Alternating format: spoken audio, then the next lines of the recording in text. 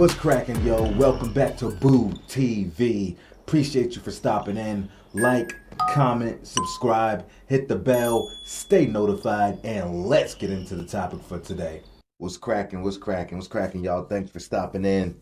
Another Larry Bird reaction video. Larry Bird defensive impact with highlights. Haven't seen this video before. It's going to be fresh, raw.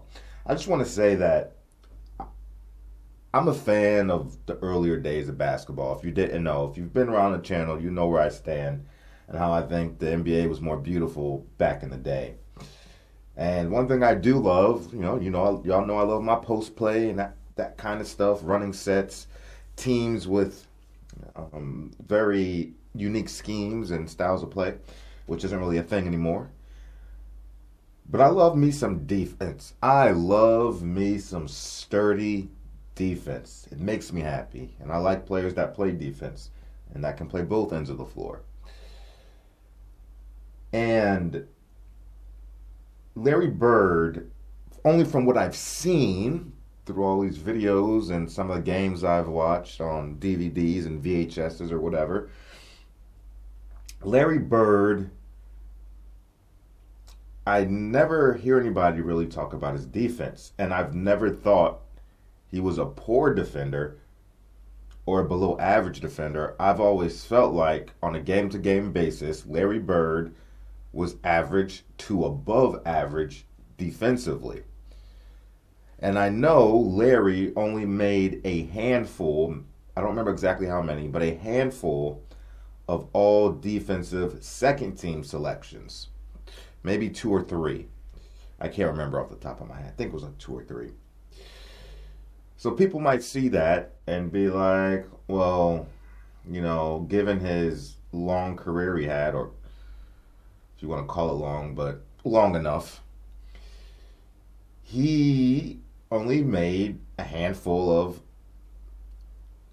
defensive team selections and he didn't even make first team. So, you can look at that and be like, well, he wasn't the best defender for the duration of his career. But that's why it's important, and I'll be the first one to say this, and I say it all the time, it's important to watch these games and add context, especially for somebody that, like me, where I wasn't alive in that era.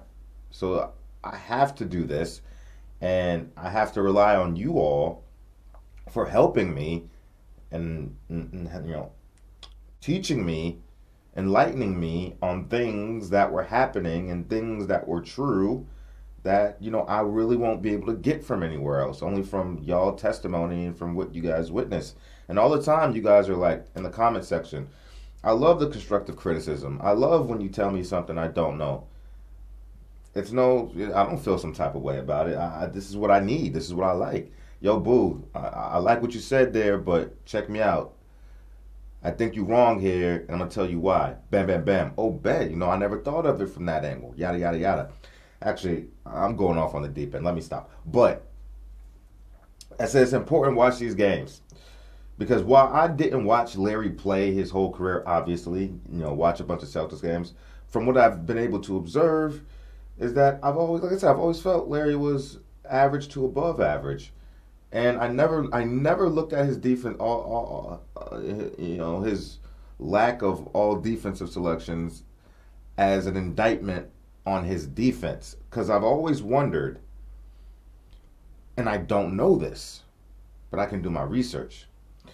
Always wondered, well, who was making the all defensive teams, the first teams, during Larry's career at his position? In that era, there were a lot more physical players, and defense was more of a priority. And they were allowed to play defense. So it could just be a situation where the market was saturated and flooded with great defenders. And you only have a certain amount of slots where you can fill for these defensive team selections. So it might not be a slight against Larry. There was just a lot of defensive competition. So there were a lot of good to great defenders that are going to get left off the list. Doesn't mean they weren't great defensively. The competition was stiff. Now, I don't know this for sure. I don't. I have to go look into it. I got to see who was making those selections. But I've always wondered that, and without actually looking at it, I just feel like that to be true, just from what I've observed and understanding the era and seeing Larry defend, knowing that he's no slouch. That just tells me the competition had to be stiff during that time, at least at Larry's position. And I love me some defense. And I don't think Larry's defense gets talked about enough. So I wanted to really just watch some defensive highlights specifically from the boy Larry. And Larry was a phenomenal rebounder. And I think rebounding is also part of defense, securing the possession. Anywho, that's my rant. Let's get into the video. Sorry, that was really long-winded. I apologize. Larry Bird. Oh, hold on. Let me pause. Defensive win shares, 59.03, 25th all time. Defensive rating, 61st all time. 1,556 steals, ranks 31st. 1.7 steals per game, 25th all time. 755 blocks, 131st all time. 0.8 blocks per game. It's pretty impressive. Also considering, Larry only played, 13 years or something like that. It's pretty impressive.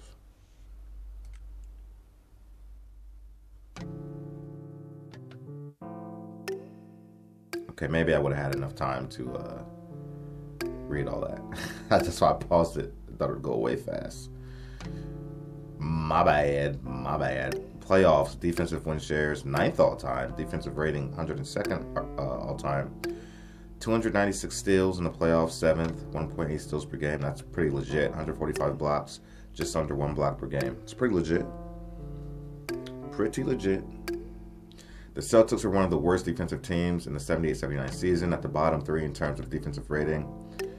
In the following season, with the rival Bird, Coach Fitch, same roster more or less, Celtics improved by 32 wins and became one of the best defensive teams in the league.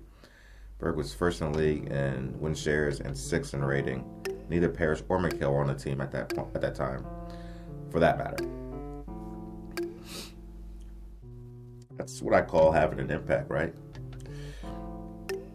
Larry led the league in win shares 4 times during the 1980s and was in the top 5 7 times. 83-84, he was 2nd in defensive rating and was in the top 10 6 times during the decade. And the playoffs was more the same, 3 times, 7 times, 2 times, 5 times, top 5. Other forwards to do similar things are Tim Duncan, Pippen, Garnett, Elvin Hayes, Dennis Rodman, and you'll only find a few more, if any at all. Bird was just doing that on the regular when he was healthy. Those are some very notable names defensively to be in the same breath, or the same air with those guys. No question about it. For 3 times, he made it. Also, it was 3 times. The second team, so I was right, yeah. In an era where you didn't get there just by name, in a decade with established defensive stalwarts and at least good defensive players like Bobby Jones, Sidney Moncrief, Michael Cooper, Brownfield, Buck Williams, Pressey, Lonnie Shelton, McCray, making the all-defensive team at the 4th spot. Okay, that's what I was talking about. And there's also, hold on. I'm glad you said that, because I was just talking about that. And there's also plenty of other players that didn't make it, despite the fact that they were good defensive players. See, that's what I was just saying. What do you know? Bird's defensive impact is underrated lots of times. The facts are clear. Opposing teams' scoring decreased considerably when he was on the court due to his defense and defensive rebounding. Celtics defense got considerably better with Bird on the court, as opposed to the contrary. Along with his amazing all-around offensive game, plus his great rebounding numbers, his defense is one of the big reasons why he made teams a whole lot better.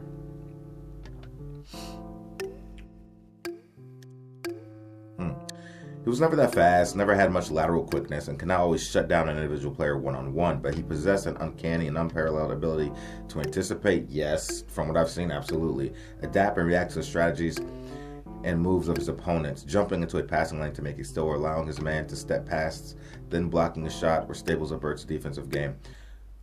So I just want to add to that. You know what? I'll get into it later. His basketball IQ was off the charts, really smart, knew how to lead, great defense to any offense. Celtics were greatly benefited by just having him roaming around on the defensive end. He had two of the quickest hands the game has ever seen. His defensive awareness was top-notch, simply one of the greatest team defenders ever. He was also good at guarding the post, and despite being projected as a power forward, never being at the top as far as athleticism. Yes, I've always said that about him. Could protect the paint, draw offensive fouls, knew when to double team. Plus, all heart and guts lifted on the court. Keep your eyes on Bird through every play. There's help defense, anticipation. Give me that. Left-handed, baby. Clean block. From the left corner, rebounded by Smith. Down to Romar. Up the King, driving. I will meet you at the top, boy. Head to head, and got the rebound. Has he played all that much, Keith? What's been the story? He played quite a bit at first. It's them quick hands. Let's go. One-handed dunk. I seen that. That was against the Clippers. I just put out a video about that game. It was his rookie year. Yeah. Yeah.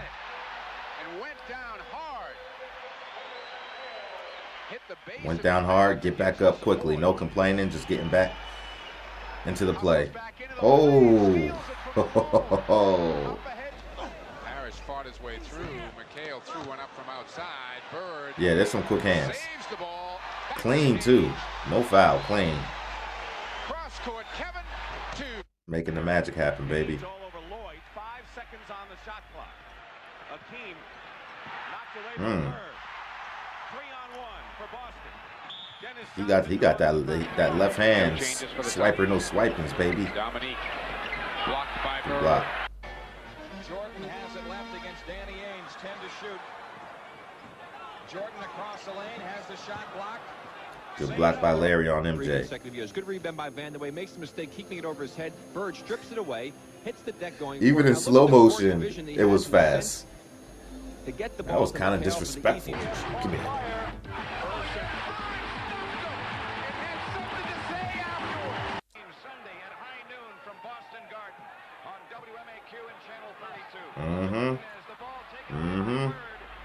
Bird said, I'm gonna sneak right up in there and get that.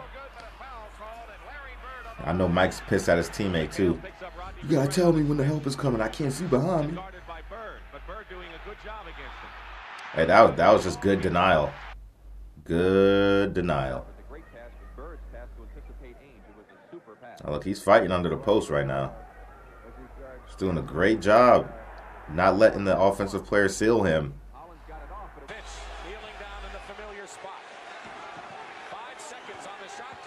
Oh yeah. Yeah. He saw it. He knew Dr. J was gonna go in. He was confident leaning off his defender. Oh, good heads up. Good pass. Good play. That's just disruption right there. Features on both. An interview with the big man and a feature on Magic at halftime tonight. Bird, he cut it off. Yet another steal. Here he is again. He would do a head fake, or he would do this, and the guy would turn, and he would just fake the crap out of guys.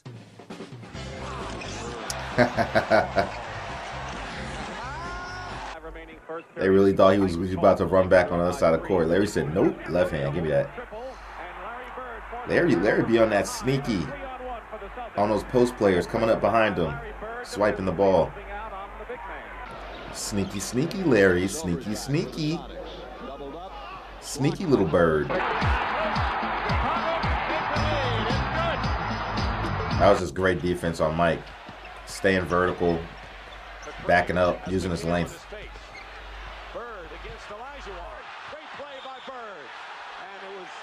In game 5, on the strength of their hawking defense, but Boston showed no mercy and cloistered Philadelphia to their personal hell. He be killing those left-handed blocks. in the spot, but Robert aggressively to the paint. And Moses. Dude, that swipe is lightning fast. Jordan faked it on Wedman. I'm not even capping right now. Ooh, he just grabbed that with both hands. Just snatched it from him. Kareem comes through the key. They front him with Maxwell. Now they look to Cooper. Chambers got to be talking to himself right now. That's just good defense. Just staying vertical. Hands up. That's just fundamental defense right there. James Worthy, what you doing, boy? He has 16 points. Steal by Larry Bird. Back is Lester. But still, a lot of players don't do that a lot now. That it's fundamental defense. They'd rather foul than just stay straight up and stay disciplined. Knocked away by Bird, but Wiggins gets it back. Williams finally comes up with it. Man, he got his hands on that twice. They'll be trapping down. Nice defensive play. Give me that. Easy. Don't hurt yourself. It's a lot of quickness, boy, when you're Tommy Hawk to the other at the same time. Lord on the baseline. No. Rebound. Sampson over. Bird stripped him. How they even? Maybe I just snapped the angle, man. That was crazy. More tonight. There's the trap by the Celtics. Yeah, that anticipation. Just be stretching out. It's like there's a magnet. It's just magnetized. Come here. Get over here.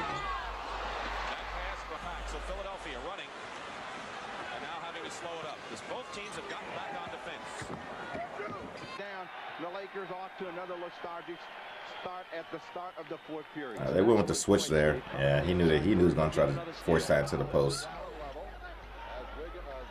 Lloyd with him at a guard. Sampson in the middle. Bird slaps at the ball as Peterson tried to back in, and the Celtics. Bird now has got it. 6:50 He's been remaining in putting the that D on Mike. 63-61. Antoine Carr will make his re-entrance soon. Bird knocks the ball away from Willis. Sneaky, quiet little bird. That bird don't chirp. He only chirp when he need to start chirping. So when it's time to be a sneaky bird, he'll be a sneaky bird. Good D. Quick release of old.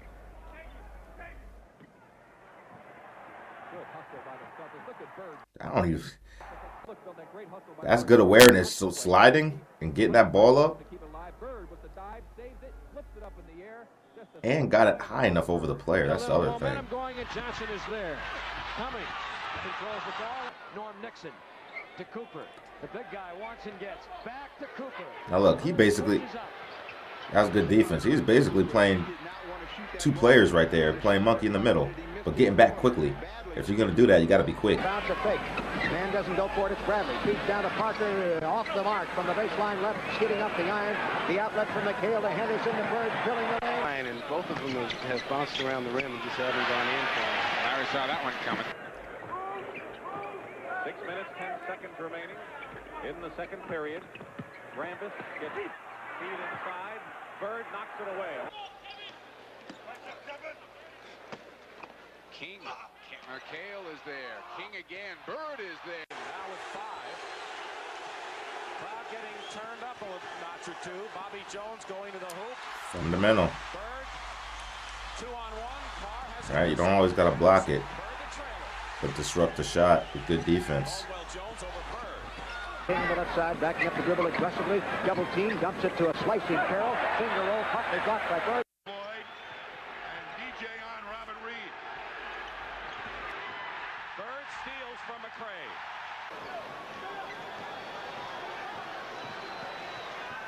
Lucas dumping it off. 4 on the shot clock. Sigma fires.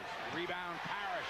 What great defense that time by the Celtics, particularly Larry Bird, to destroy the rhythm of Sigma on that shot. 26-19. Wow. That's anticipation, man. Penetrates off to Sigma. How did he snatch that? It's so quick. I know the quality ain't the best, but I can still. Yeah, he really do got some quick ass hands, man.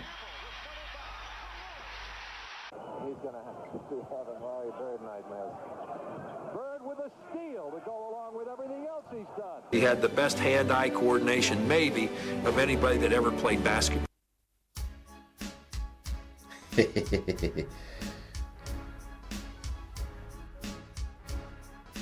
That pass, my God. Give me that block, boy.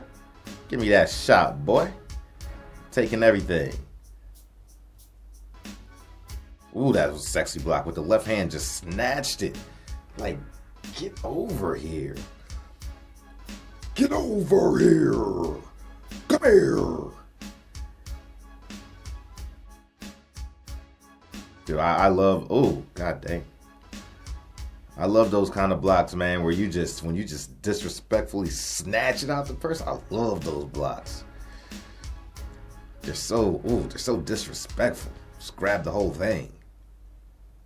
And Seasting hit it off of a Detroit player. No, it is, here's a disparity in the call. They're going to give the ball to Detroit. Bird steals it. I was actually going to mention this play about him and Johnson being synchronized. Yeah, that was dope. My suspicions were a bit confirmed there, but yeah, yo, like I said, some of those I'm watching, I was like, it was like, I don't know if you ever seen, it reminded me of so they came out with the Justice League movie, right? So you had the Snyder Cut, which was how the movie was originally supposed to be fed to the public. But it's like 4 hours long. But in the original, the Joss Whedon version of Justice League, there's a scene where the Flash is visiting his father in prison. And basically, there's this asshole guy in back of him or whatever. And the Flash has like a pen or a marker in his hand. And he just quickly scribbles on the guy's face so quickly, the guy doesn't even know. That's what that whole, all you do is, that's like Larry swiping the ball. Them hands is quick, bro. And I like what in the introduction. I like what they said.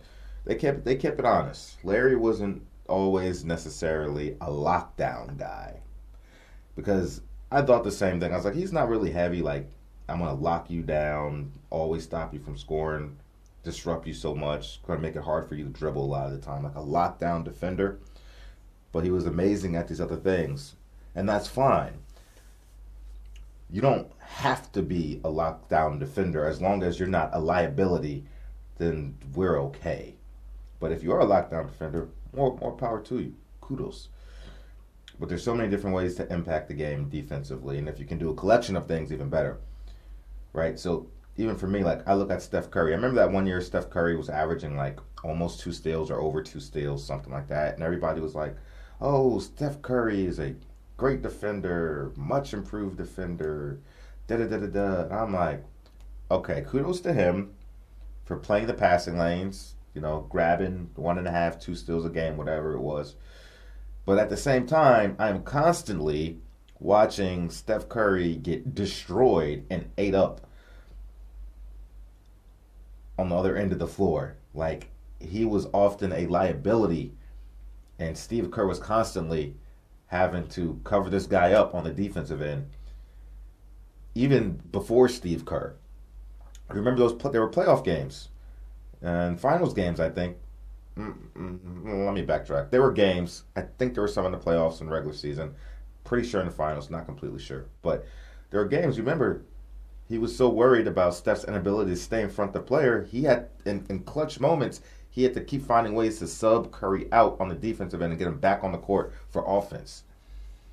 Never had to do that with Larry Bird. So I was like, pump the brakes. Yeah, he's getting some steals, playing the passing lanes well. That's great. But he's getting chewed up on the other end of the floor pretty consistently, how I see it. Anyway, didn't mean to go on a Steph Curry tangent, but just using that as an example. But that's not Bird. He was never a liability. But that was good to see. I like that.